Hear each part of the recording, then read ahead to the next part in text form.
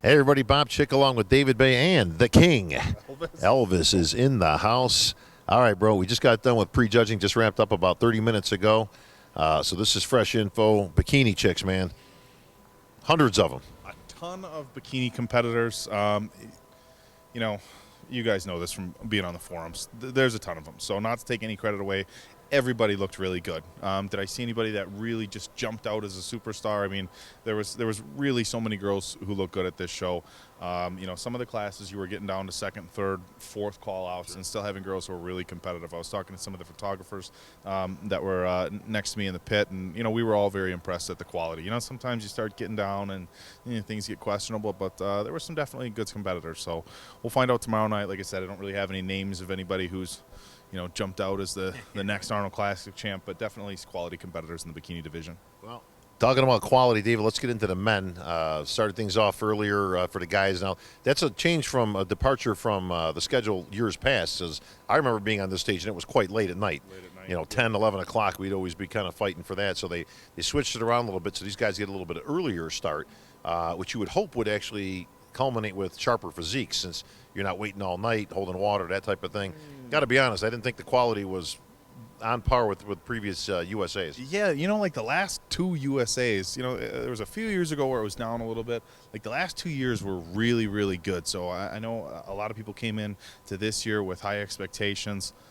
A little bit of a letdown, not going to lie. I mean, there was definitely some good competitors, but as far as a whole, with number of competitors and depth in the classes, not as good as we've seen in previous years. But there are going to be some good guys. A couple of classes, David, I got to be honest. I mean, they came out with a couple of lineups. I was kind of waiting for the next lineup to come out, and that was it. There was like 12 guys, I think, in the welterweights or middles or somewhere around that. Predominantly in the old days used to be the biggest class. The middleweights, they just keep coming out like the clowns out of the Volkswagen. They just keep coming out of the back. There'd be 40-something of them. There was a lot of light heavyweights. There was, you know, I think with, you know, I think if you look back on the middleweights, with the addition of the welterweight division at every national show now, the middleweights are going to be chopped in half smaller than they used to be. I mean, so that's, you know, that's that. The light heavyweight division was pretty big, though. We had a pretty good handful of, actually, not a ton of, I was going to say, not a ton of heavyweights, but the light heavyweights, the biggest class, some good competition there. You know, we saw a couple of guys, I think your junior nationals winner, Adam Young, I believe he won, or, you know, second or third place. He was, you know, third or fourth call out here. So, you know, there wasn't the same depth that we've necessarily seen here, but there was some good competitors, and it was interesting seeing some of the guys that we've seen place well at some of the junior shows come here and find out that the pro qualifiers are a lot deeper waters. That kid, the kid who won the juniors, Derek Lunsford, he looked flat to me. Like, he looked like he could have filled out a lot more. You could see he had the physique, but he just wasn't, you know, really filled out enough like on stage. But it definitely looked like a flat thing to me. You know, could be nerves, you know, again, first national show or, you know, whatever. But that's a kid who could have came in here, if he was 10% improved from his junior national shape, he might have won this show. But listen, that's why they got the nationals and the rest of the shows throughout the years. But light heavies was decent. I didn't think it was great, you know, in terms of depth, decent. Heavyweights, I got to be honest, bro, I wasn't feeling it, man. You know, I've seen better lineups. I've seen tougher lineups in the supers. Pick me three, man. Yeah, I mean, you know, if we start a little bit further down, you know, one guy I did want to mention, actually in the lightweights, is this Dwayne Quamina. I mean, it's not often you see a lightweight that really, really impresses you. I mean, this guy looked really good. I don't know how he made lightweight. Ton of muscle for a little guy. So I did want to mention his name just because he's a very impressive lightweight. Welterweights, you know, a couple of guys, Dominic Mutasio, Jason Perez, that are going to be doing pretty well, and they're looking for the win. But, you know, getting into the middleweights, the class that Derek Lunsford was in, yeah, I mean, he definitely didn't pop the way he did at Junior Nationals. You know, he's got tomorrow night to fill out a little bit, come in a little bit drier. We had a Daniel Alexander, guy I'm not familiar with, come in, looked really good. He was in that first call out. They bounced around the middle three. So Daniel Alexander, Derek Lunsford, and then Charles Curtis. And Charles Curtis has been top 5 at national level shows before. So a lot of muscle for a middleweight. Conditioning not as sharp as say, Daniel Alexander's, but Charles looked really good. He had his time in the middle. But again, so did Derek and so did Daniel. So it should be interesting to see how that plays out. Like you said, the light heavyweights, Jerry Jackson, guy who looked a little bit older, Really good physique, small waist, a lot of muscle, like we talked. There wasn't a ton of depth, but Jerry looked good. James Madsen, I believe he did Junior USA's last year, did very well there. Jordan Janowitz. So there were some good light heavyweights. One of the pre-show, I don't want to say favorites, but a guy everybody was looking at, Turner Riddle, slipped down a little bit. I know some people felt he maybe should have been a little bit higher. But, there was some good light heavyweights, but again, not like I said, the guy who I think is going to win, Jerry Jackson, to me looked really good and looks like a guy who can, with a little bit more mass, can jump into 212 and do all right. But there wasn't, there wasn't, anybody who was like a Phil Heath or somebody like that. Interesting call-out sequence in the morning from head judge Steve Weinberger. The kid who was in the middle had the red trunks. I didn't catch his name, but the light heavyweight. He was predominantly in the middle for the first round or so of poses. Yep. Then they took him and they put him all the way out in the end. Yeah, I was like, okay, now they move the other two guys in, and I was thinking to myself, all right, either that kid just won, and they're comparing these guys for second, or, I mean, it's unusual for somebody to go to the middle all the way to the outside, unless, like I say, they're kind of, okay, that guy won, let's focus on second, third, fourth. But at some point, they switched his placing with the guy next to him, which I thought was even odder but then they left him out there. Yeah. So I got to be honest, I was a little confused on this play. I actually had that kid winning. Yeah, and who you're talking about, his name is Mohammed Abu. Yeah, one easy Raju. For you to say. He won teen nationals last year, so he's the teen. I thought he was good. Yeah. I mean, the kid was the best out there. Yeah. But like I say, unless they saw something they really didn't like or something, which would be very unusual. But then they had the other two guys come back at the end. Actually, I take that back. Three guys, and he wasn't there. Yeah. Now, so I submit to you this: could he have been fourth or worse? Or I didn't see that out of that physique, bro. I saw a first place victory right there. I'm wondering if they were comparing second, third, and fourth with those guys, and this kid won. How did you see it? I honestly don't know. When they had him in the first place spot, he looked really good. He's got a really good physique. Yeah. He wasn't, he wasn't quite as sharp as James Madsen, and he didn't quite have the lines of Jerry Jackson, but he was a really good competitor overall. There's no way he wasn't better than the third place guy. No, the third place guy that they had, and we're talking about Santiago Almazan, there was some eyebrows raised as far as why he was in there. A ton of muscle, but conditioning-wise, he was pretty smooth. I mean, when he was hitting his back shots, his back lat spread and his back double bicep, huge. I mean, a ton of muscle for a light heavyweight, but conditioning could have been better. But yeah, I thought that was interesting too, because usually you get a guy in the middle for a couple of turns, he might slip out a spot here and there, but all of a sudden he was way on the outside. Now, so that's not a move that's I'm unfamiliar with. I mean, I've seen it many times, and it usually means take the first place guy and get him out of the way, and we need to compare. It's close between second, third, and fourth. But Steve doesn't do that normally. No. That's not a Steve Weinberger move. Every head judge kind of has their things that they do, their style. I don't really see that a whole lot from him if I've ever seen it. So this will be interesting to see how it plays out tomorrow. Into the heavyweights, David. I was kind of expecting some beef out here. I got to be honest. Like I say, I was a little underwhelmed with the heavyweights this year, but your old buddy Phil Viz actually looked like he did pretty good. Yeah, Phil looks like he's going to be in the top three. Looks like it's going to be Phil Viz, Jacob Wilson, and John Jewett, who John Jewett did look really good. Now, this is a guy who last year came out as a middleweight, and as a middleweight, he was the most conditioned guy in the entire show, bar none. I think he was 5th or 6th as a middleweight.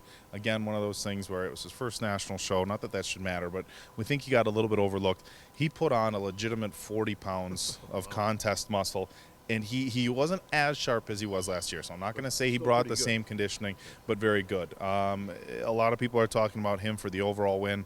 It'll be interesting to see how he looks standing next to a super that outweighs him by 60 pounds. But conditioning-wise, very good for a heavyweight. Back to Phil. I got to be honest now. I thought it was a good move yesterday when we talked about it. He was initially going to go in the supers, very close to the limit, decided smartly, I think, to go down into the heavyweights. However, he wasn't the biggest guy out there in that class. So, I mean, not only do I think it was a good move, but obviously he's in the mix.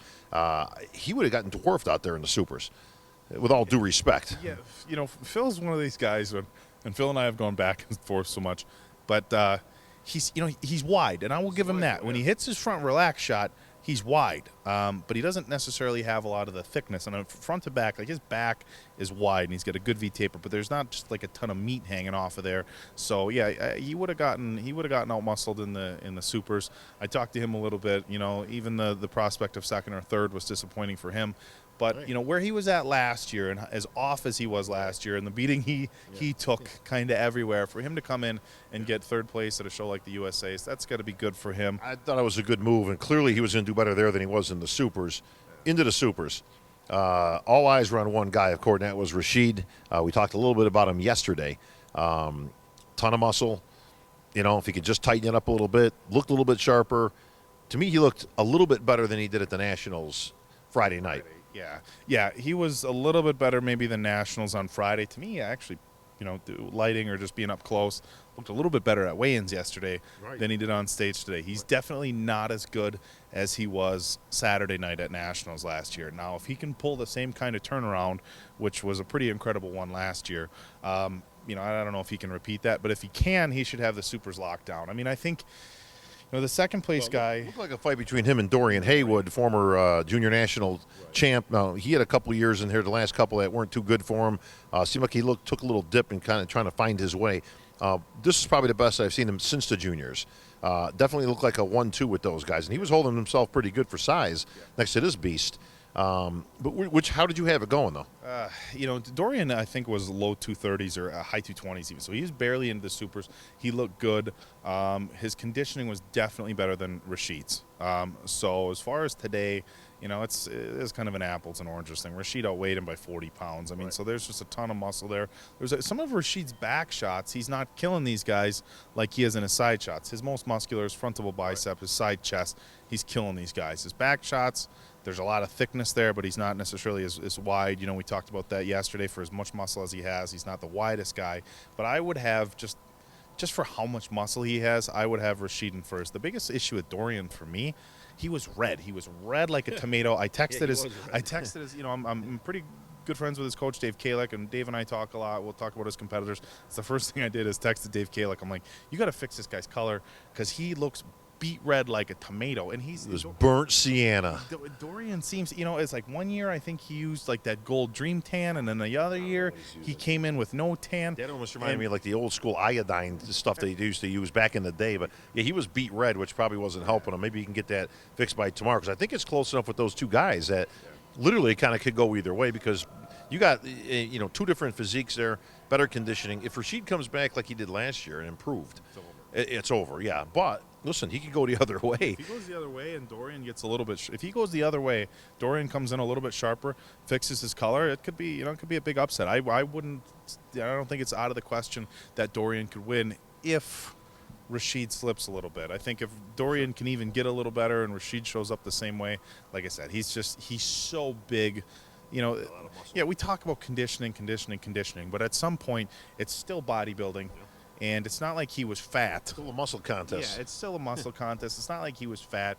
He's just gigantic. So, you got to give him that. By the way, for the bodybuilding historians out there, the perfect combo. We liken him a little bit to Victor Richards from yesteryear. Very reminiscent. Another guy, Leo Ingram.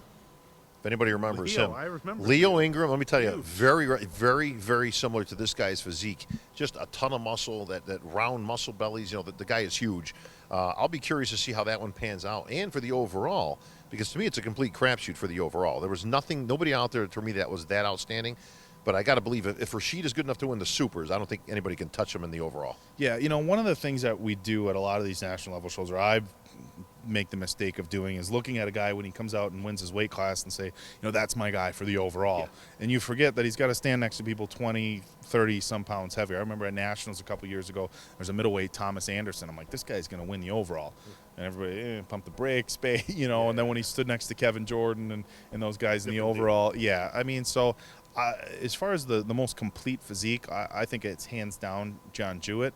But again, I think you're right. If Rashid does win the overall, he's not that much taller than John, maybe an inch or two, but he's got him by 60 pounds of muscle. That's a lot of muscle. That's a lot, yeah. All right, well, that's going to wrap things up, David, for prejudging day one here at the USA. Day two tomorrow morning, starting off 9 a.m. And they've got, let's see, they had bikini, women's physique, we got figure, and bodybuilding. So tomorrow, figure. Men's physique, classic physique, And figure, men's physique, classic physique. Are we missing a women's division? And women's bodybuilding. And women's bodybuilding. Be up early for that. There's only 9 women's bodybuilding competitors, so you don't have to be up too early. All right, well, that's going to wrap stuff up here day one, guys. We'll catch you on the boards tomorrow. We'll have the wrap-up immediately following the results tomorrow night. We'll have our full review, of course, of the show. For David Baye, this is Bob Chick for MD. We're out.